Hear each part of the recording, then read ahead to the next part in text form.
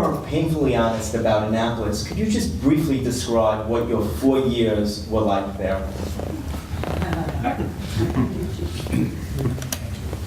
Hot and wet. That's a great line from the movie Nashville, by the way. Somebody walks up to this day's Vietnam veteran and says, "How was Vietnam?" He says, "Hot and wet." The Naval Academy, during the 4 years I was there,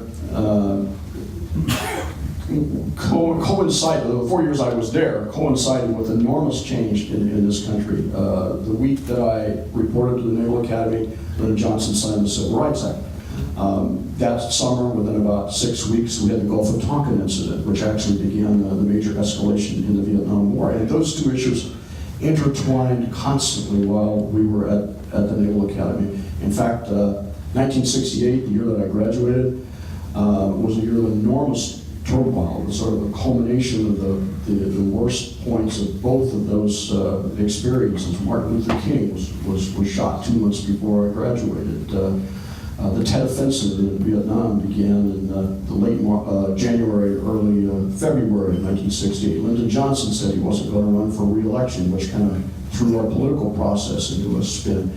Robert Kennedy was shot the evening before we graduated from the academy. So those were incredible years, and yet at the same time, we all were focused, and I think I can say this almost unanimously, the people I was with were focused on what we were going to be called to do when we put the uniform on and had just received 4 years of training in order to provide leadership for the people who were serving our country under some very difficult circumstances.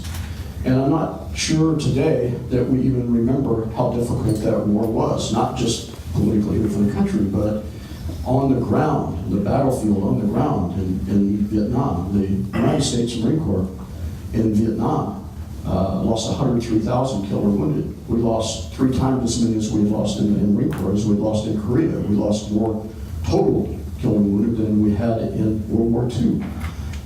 In the year that I was in Vietnam, 1969, we lost twice as many people killed in action as have been lost in Iraq and Afghanistan combined in the last 12 years of war.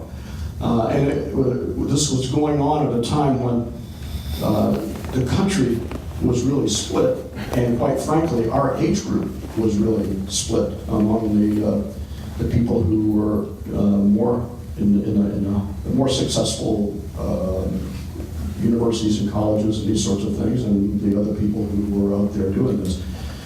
And for me, the finest people I've ever been around were the people that I served with in the Marine Corps